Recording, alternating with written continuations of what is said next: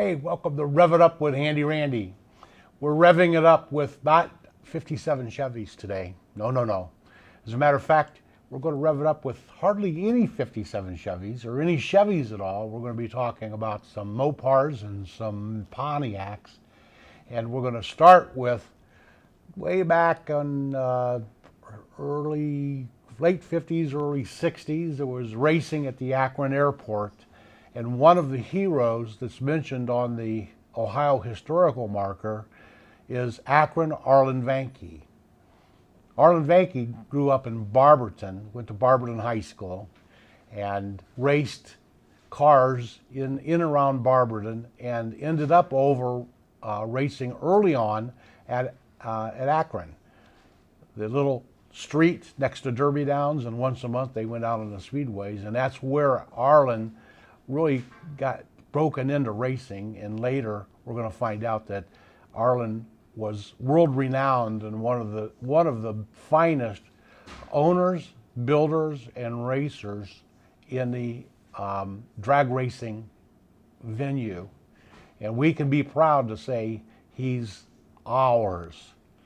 That's a good picture of a younger Arland Vankey. Unfortunately, Arlen just passed away a few years ago. You can see he told me, he says, hey, I was a little guy in high school. I wasn't big enough to play sports, but I could drive cars.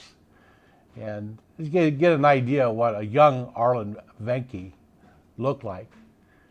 I think we've got a headshot of him as well. Later in the show, I'm going to do a couple interviews with Arlen. Well, actually, a couple interviews that I was fortunate enough to tape of Arlen and get to know all about our own Akron Arlen Vankey. Don't go away. We'll have more Rev It Up with Randy and Akron Arlen Vankey right after this. Welcome back to WAOH TV. We're talking about Akron race legends today, and one of them, the most famous, is Akron Arlen Vankey. There's a good shot of a younger Arland Vankey, and he was world renowned, and he got a nickname Akron.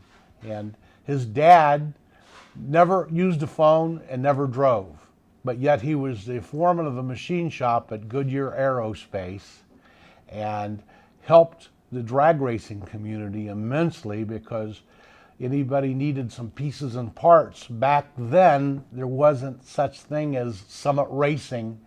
You had to build them yourself. And Akron Arlen's father was responsible for a lot of the pieces and parts that were made. I was fortunate enough a few years ago to attend the Mid-Ohio Mopars annual show at Dragway 42, and Arlen was there, and I had a chance to do an interview. Let's take a look at that right now. Akron Arlen Vankey and yours truly. Is Akron Arlen Vankey. A privilege to have you on my show, Arlen. Thank you. And I understand you live in Michigan now. Now, Woody Hayes would be really upset with you. Akron Arlen living in Michigan. But really, it all started, you grew up in the Akron area. As a matter of fact, it started on South Main Street in Akron about 50 years ago, right? Yes, it did. I went into the Pontiac dealership, Knafel Pontiac, better known then as Anderson Pontiac, to buy some parts, and Bill Knafel started talking to me, and the next thing I know, I ordered a new Catalina, and he had a spare Super Duty motor, and we raced the rest of the year. You know, Mike, I grew up in that neighborhood. As a matter of fact, my brothers were Pontiac nuts and probably had something to do with those 10 Indians that you were involved with way back then. Now, obviously, you're known for your Mopar side of things, so that Pontiac thing did well for you for a while. Explain to us what happened there. Well, the Pontiac was a start. I think everybody has to get a start into the professional or semi-professional categories, and it took me from not being able to afford to do anything to where I could put more time, devote more time to the car and race successfully. And I owe a lot to him doing that, and we had a good together deal there for quite a while.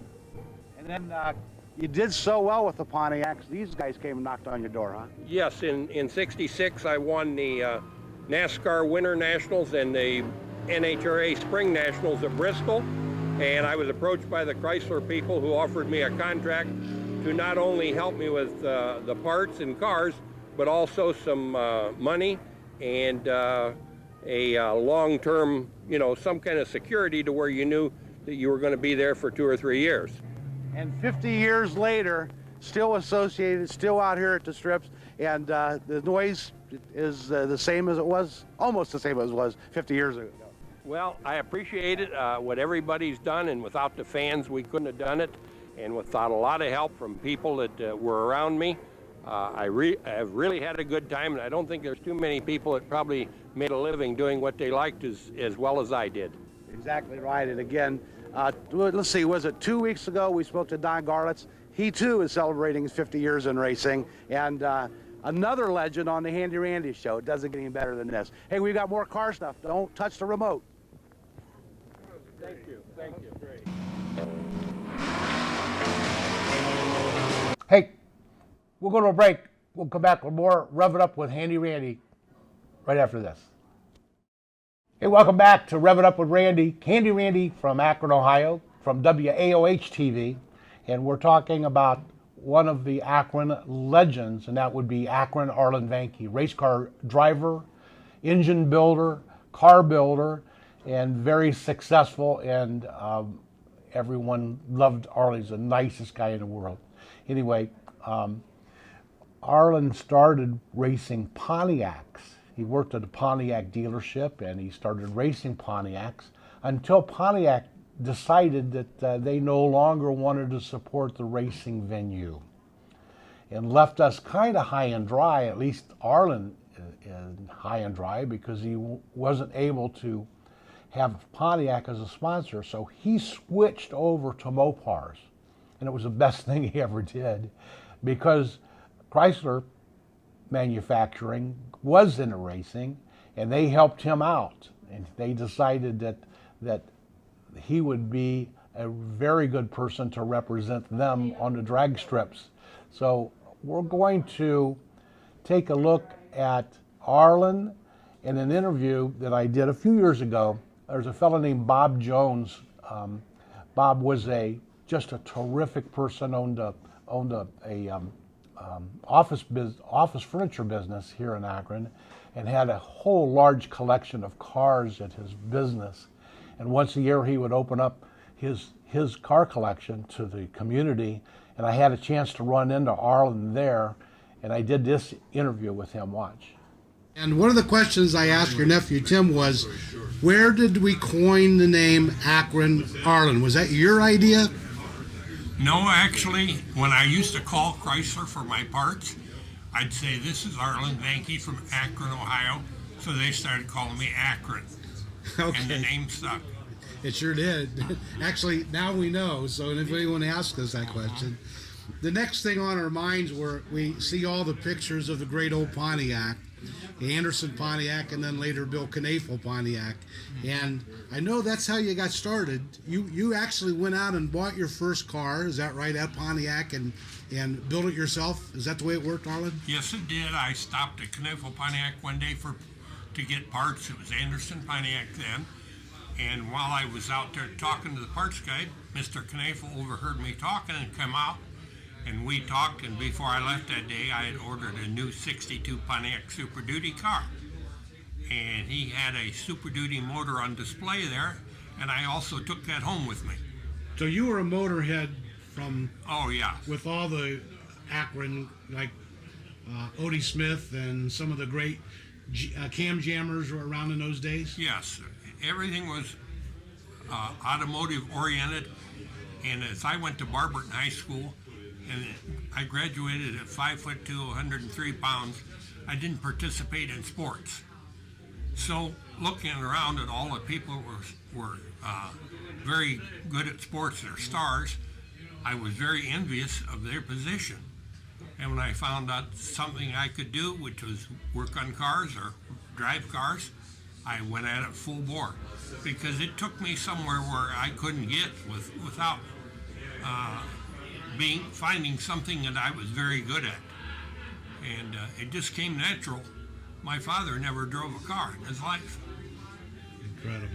So, And do you think building the cars and being a mechanic helped you to drive a car? Unlike today, drivers are drivers. They don't build the cars. Was that a help, Arlen? I think it was. The only thing that happened was that time and money caught up with me. And in this day and age, you can't do everything. Did you ever worry about breaking the car when you're out there, wide open throttle, shifting gears? I think that's always in the back of your mind. And in the early days, when parts were very fragile, I suffered a lot of breakage on the street. So it was no stranger to me. I knew what it took to do it. And I think working on the car and fixing the car, you had a better understanding of how everything went about. And you did better, I thought, anyhow. Now, I had the privilege of sending you some video of an old, well, it wasn't old then, a 55 Chevrolet that you raced at the Akron airport. Was that one of your first cars and one of your first chances at racing? It was one of my more successful first cars. My first car was a 44 two-door sedan with a flathead motor that I modified, and unfortunately, at that point, money bought a lot of those guys' parts, and I didn't have it. And when we raced behind the Barberton Shopping Center, and one Monday evening, my mom announced, Louis, which was my father, our son needs help. And she gave me a check for $400. And that springboarded me into some form of credibility anyhow. At least my car could keep up. Along those lines, the sponsorship came along later, and Pontiac really had an opportunity to really put their name on the map with you. They decided maybe corporately that they weren't into that, and along came Mopar. That was a pretty good marriage. Yes, I started with the Pontiac deal and Mr. Knafel, and it gave me an opportunity to race somewhere every weekend and not worry about the money part. And Pontiac was very, very good. And ironically, my first boss at Pontiac was John Z. DeLorean, who we all know became president of Pontiac and then built his own car later. But he was my first boss. Great stuff. Yeah. And then, of course, the storied success that you had with Mopar that began early on in the 60s, and really it built and built, and we talked about you winning probably 80, 85, 90% of your races. Yes. And those were straight up races back then. Yes. None of this handicapping. No. No. Most of the cars were right in the top class, and everybody in that class run heads up. Arlen, there's probably hundreds of people here at Bob Jones's in line to talk to you. I want to thank you again for this opportunity to share some of the past with you, and to the audience here in Akron that still love you and still we're very proud of you. Thanks for showing up, Arlen. Well, let me tell you, I really enjoyed coming back to Akron, and this is my home. Thank you. That was a treasure. Fortunately, I was enough to interview Arlen a couple times before his demise, and those in the racing community know that he was not only a great champion, but he was a great person. We'll be back with the conclusion of the Rev Up with Arland Vankey and Handy Randy right after this. Again, this is Handy Randy. The last few weeks, we've been fortunate enough to go back in the Wayback Machine. Thank you, Mr. Wizard. And revisit some of the Akron legends of racing. We've got Odie Smith. We did a show about Odie and Odie's Automotive. We did this show, Akron Arlen Vanke, and eventually we're going to get around to Walt and Art Arfons. And that's just some of the many, many crews that were out and about Akron. And we're going to throw in the Hollis brothers as well in the miscalculation car that was then and reincarnated and out racing around our area. So let's go out with a few more pictures of Akron Arlen Vanke and some of the cars that Akron Arlen Vanke raced, and we know them. Still about some of them. These are the cars that he built and raced. And God bless you, Arlen.